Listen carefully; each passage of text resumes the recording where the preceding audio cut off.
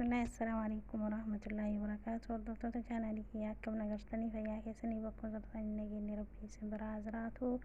Alhamdulillah nagaa qabaa isinis baga nagaa jiraattanii. أول النبي كان الصلوات وسند دقتنا اللهم صل وسلم على سيدنا محمد وعلى آله وصحبه أجمعين. ربي بركاسني فاقدوا بكم زرتني صلوات بوسا أفاني صلوات بوسو نتن الفاتو جتشولا yeroo keessan hedduu salawaata buusuudhaan dabarsaa rabbiin barakaa isiniif haa godhu. Inshallah rabbiin soomana kennallee rabbiin nurraa haa qeebalu. Rabbiin warra waan dhabe hunda isa keessa argatu rabbiin nu haa taasisu. Hunduma keessanuu takka takkaan hajaa keessa rabbiin isiniif haa baasu. Inshallah warra irraa qeebalamu rabbiin nu haa taasisu. Yeroo keessan kurnan akiraa kana keessattuu du'aa itti jabaadhaa. Biizii hin godhinaa jechuudha. Yeroo keessanii akka rabbiin wanta hajamtan hunda hajaatesan hunda soomana kennallee nurraa qeebalee sadarkaa kurnan akiraa qabdu tana rabbiin nu haa argachiisu jechuudha. Har'allee viidiyoo haaraa walitti deebinee turtiin keessan nafaan haa ta'u isinitti hin dheeressu na hordofaa.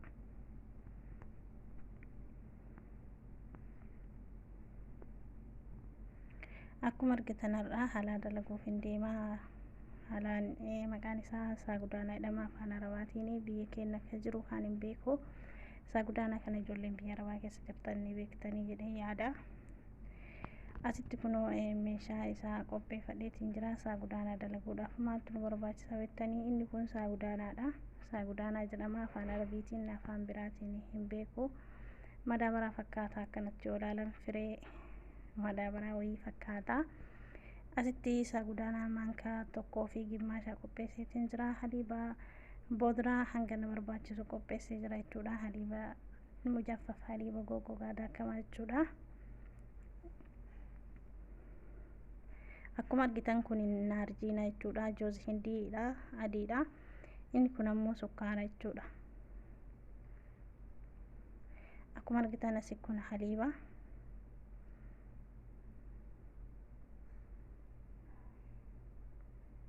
Inni kun ammoo nashaadha jechuudha. Nashaa daakuu boqqolloo adiiti. Daakamtu jechuudha. Heeliidha jechuudha. Kun ammoo heeliidha. Heelii habbaa shan akkasii haga isin barbaachisu jechuudha. 5 caaltii dhiifama akkasii jechuudha. Kun meeshaan qopheeffadhe kanniini nama faana tura.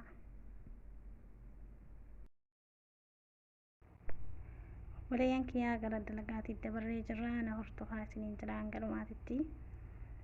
Aana ibiddarra haadhiitiin jira jechuudha. Aananii bishaan burcuqqoo 3-4 haga isin barbaachisuun tilmaamuma ija keessaniitiin bishaan isaa itti godhattanii aanan san kureetiin jira jechuudha. Kunoo bifa kanaan egaa aanan kuree aanan kun ho'eetiin jira jechuudha. Amma bishaan danfaa bishaan biraa itti dabalee jechuudha. Kan dura kuree immoo bishaan qorraadhaan kuree yeroo jalqabaatiif aanan sun aanan daakamaa waan ta'eef aanan uumamaan loon keessaa amma elmamee miti. Aanan sun aanan daakamaadha beektan jechuudha. Haliib boodraani isa bishaan qorraadhaan kuree yeroo jalqabaatiif deemee bishaan danfaa itti dabalee jechuudha.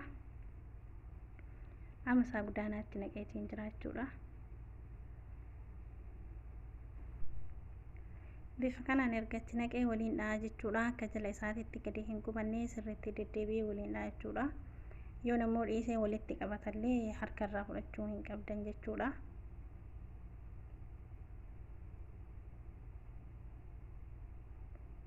Kunoo kana fakkaata ammas hin bilchaanne ganaadhaa reefuutti naqee jechuudha. Hin tura baay'ee tura jechuudha. Ibidda jala qannastanii harka keessan irraan fudhattanii hedduu waliin dhooftanii jechuudha. Yaani wanta biraatis yoo dalagaa jiraattan walumaan dhaadhaa itti deebitanii jechuudha. Kunoo amma danfeetiin jira.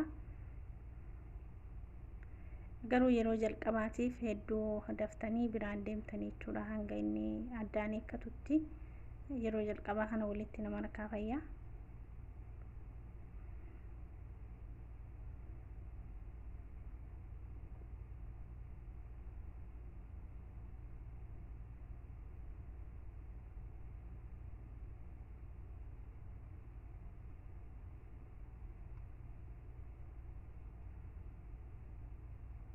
akka inni jala isaatti ittiin qabanneef hedduu deebi'ee waliin dhahaatiin jiraachuudha. Isinis akkana waliin dhooftanii amma hojjetiin jira kun takattakee jira akkuma argitanii. Amma nashaa achitti qopheeffadhisanii maankaa shorbaa tokko bishaaniin kureetii itti dabala jechuudha. wanta hundaa taraa taraadhaan itti dabalattanii kunoo malkiin isaa jijjiirameetiin jira bilchaachuuf deemaa dura muutu ni addaata jechuudha. Akka waan walitti qabatuu jira argitanii jettanii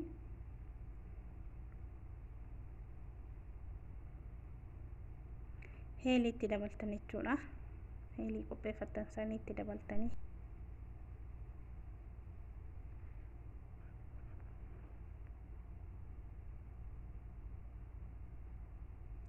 akkana ol fuutanii ilaaltanii jechuudha. Bilchaachuu fi bilchaachuu dhabuu isaa maankaa cilfaa kanarratti ol fuutanii yeroo isin asisitanii ilaaltanii ni addaata jechuudha keessaa. Amma sukkaaratti dabaltanii jechuudha. Sukkaara yeroo awwalaa itti hin dabaltanii yeroo inni bilchaatu ga'ee dhumarratti dabaltanii maaliif jennaanii sukkaara yeroo awwalatti dabaltanii hin gubata baqa. Sagudaanaan kuni jalatti gadi qabata. Akkasii sukkaara wajjin hedduu azaasin godha jechuudha.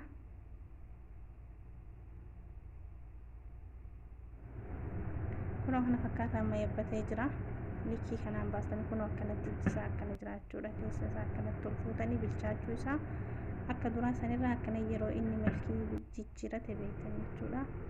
Amma xumureetiin jira. Meeshaa itti naqadhu qopheeffadhe.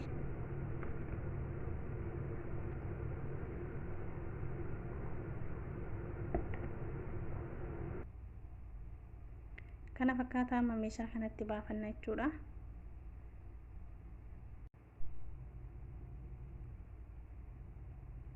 haala kanaan cilfaa tokko tokkotti buusna jechuudha. Yaani ittuma guutaa jechuudha meeshaa kanatti.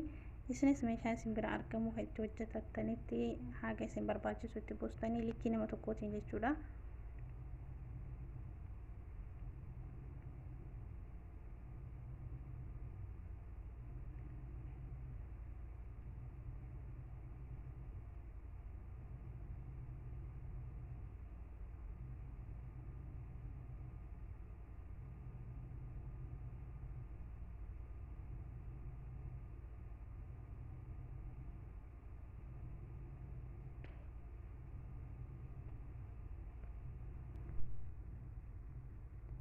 Viidiyoo walitti hin bunne akkuma isin eegaluu fi irra tureetumaan hojjedha jechuudha. Kana fakkaata maashaallah kunoo bifa kanaan itti xumuree jira.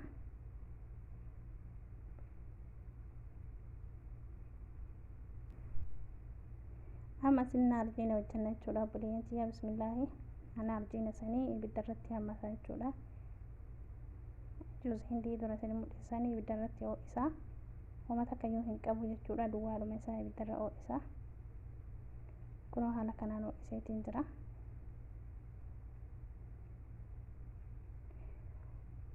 Amma isaatti ho'ise sanii yoo inni xiqqoo isiinuu qorree fudhadheetiin gara ziinaa isaatti ittiin deema jechuudha. Fuula isaatti irratti naquudhaaf jechuun hedduu mi'aa yoo irratti naqanii jechuudha. Arjiinni kun kan diimate jechuudha ibidda irratti.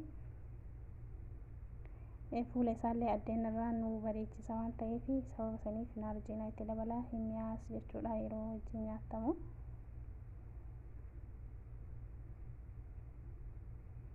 Kana fakkaataa haala kanaa itti naqxanii inshaallah viidiyoon kun akka isinitti tolu abdii qaba. Yoo isinitti tole sabiskiraayib laayik godha. Yaada keessan ammoo koomentii jala naa barreessuu hin dagatinaa. Sheer godhaa obboleeyyantii warroonni sheerii jettanii viidiyoo sheer godhaa. Laakiin akka barbaachisaadha akka hiriyoota keessan bira ga'uu fi maashaallah kunoo bifa kanaan itti xumuree jira. Haala kanaan fuutanii firiizaa keessa galchitanii achitti qorraa jechuudha. Yeroo qorraa isaatti nyaatama qabbanaa jechuudha. Yeroo galgala sooma furansanii